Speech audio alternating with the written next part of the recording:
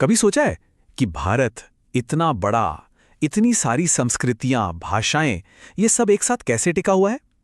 इसका जवाब, इसका जो राज है, वो हमारे संविधान के बिल्कुल पहले हिस्से में छुपा है, संघ और उसके राज्य क्षेत्र। आज चलिए इसी को समझते हैं। मतलब सोचकर देखिए, हजारों भाषाएं हैं, अनगिनत संस्कृतियां, फिर भी हम सब एक देश हैं। आखिर ये कैसे मुमकिन है? जवाब मिलता है हमारे संविधान की नींव में, उन चंद शब्दों में जो असल में हमें एक साथ जोड़ के रखते हैं। तो आज हम क्या क्या देखने वाले हैं? सबसे पहले तो भारत की जो सबसे बड़ी रूल बुक है, यानी हमारा संविधान, उसको समझेंगे। फिर ये देखेंगे कि भारत को राज्यों का संघ या यूनियन ऑफ स्टेट्स क्यों कहते हैं, और ये भी कि कैसे हमारी संसद भारत के नक्शे को ही बदल सकती है। तो चलिए शुरू करते हैं। देखिए, किसी भी देश को अगर समझना है ना, तो उसकी सबसे जरूरी किताब, उसकी रूल बुक को समझना पड़ता है। और भारत के लिए वो रूल बुक है हमारा संविधान। अब ये संविधान है क्या? सीधे सीधे कहें तो ये वो दस्तावेज है जो देश के सारे नियम कानून तय करता है। सरकार कैसे चलेगी और हम नागरिकों के क्या अधिकार होंगे। ये देश का सबसे बड़ा कानून है, इससे ऊपर कुछ भी नहीं है। और ये कोई मामूली दस्तावेज नहीं है। जब हमारा संविधान लिखा गया था तो उसमें 395 आर्टिकल्स थे। पता है, ये इसे दुनिया के सबसे लंबे और डिटेल्ड संविधानों में से एक बनाता है। तो चलिए अब इस इतने बड़े दस्तावेज के बिल्कुल पहले आर्टिकल पर आते हैं, क्योंकि यहीं पर भारत की असली पहचान को डिफाइन किया गया है। आर्टिकल 1 कहता है, इंडिया, जो कि भारत है, राज्यों का एक संघ होगा। अब यहां पर ये जो शब्द है ना, संघ या यूनियन, ये बहुत ही ज्यादा महत्वपूर्ण है। हमारे संविधान बनाने वालों ने जानबूझकर फेडरेशन या महासंघ शब्द की जगह इसे चुना, और इसकी वजह बहुत गहरी है।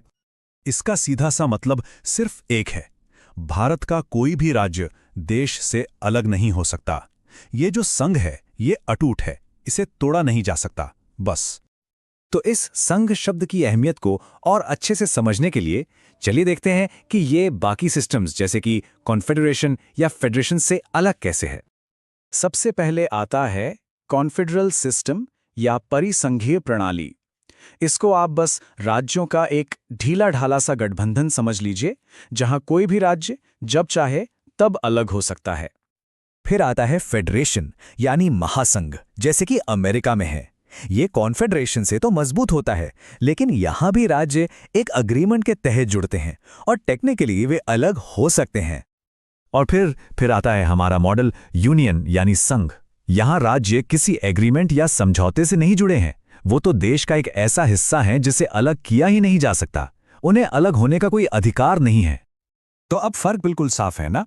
फेडरेशन एक समझौता है, तो यूनियन एक अटूट बंधन। एक में राज्यों के पास बाहर निकलने का रास्ता है, दूसरे में बिल्कुल नहीं। ठीक है, तो कोई राज्य बाहर तो जा नहीं सकता, पर क्या कोई नया इलाका भारत में शामिल हो सकता है? जी हां, बिल्कुल। और इसकी व्यवस्था हमारे संविधान के आर्टिकल 2 में की गई है। इस पावर का सबसे अच्छा उदाहरण है सिक्किम की कहानी। चलिए देखते हैं कि कैसे एक आजाद राज्य भारत का हिस्सा बन गया। ये एक रात में नहीं हुआ था। पहले 1974 में 35th कॉन्स्टिट्यूशनल अमेंडमेंट के जरिए सिक्किम एक एसोसिएटेड स्टेट बना, और फिर ठीक एक साल बाद 1975 में 36th कॉन्स्टिट्यूशनल अमेंडमेंट ने उसे पूरी तरह से भारत का 22वां राज्य बना दिया। अब नए राज्यों को शामिल करने के अलावा हमारी संसद के पास एक और भी बड़ी ताकत है, और वो ये कि वो पहले से मौजूद राज्यों की सीमाओं को भी बदल सकती है। आर्टिकल 3 संसद को यह अधिकार देता है कि वो किसी भी राज्य का नाम बदल सकती है, उसका एरिया कम या ज्यादा कर सकती है, या उसकी बाउंड्री ही बदल सकती है।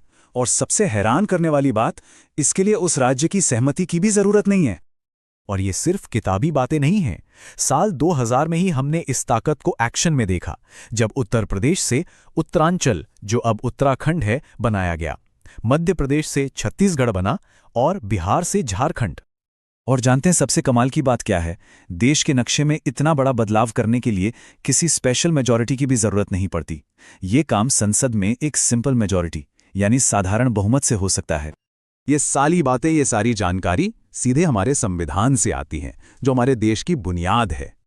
तो ये सारी बातें हमें एक बहुत ही दिलचस्प और पावरफुल लाइन पे लाके खड़ा करती हैं। भारत को अक्सर कहा जाता है an indestructible union of destructible states, मतलब एक ऐसा संघ जो अविनाशी है, जिसे तोड़ा नहीं जा सकता, लेकिन उसके जो राज्य हैं वो विनाशी हैं। उन्हें बदला जा सकता है, तोड़ा मरोड़ा जा सकता है,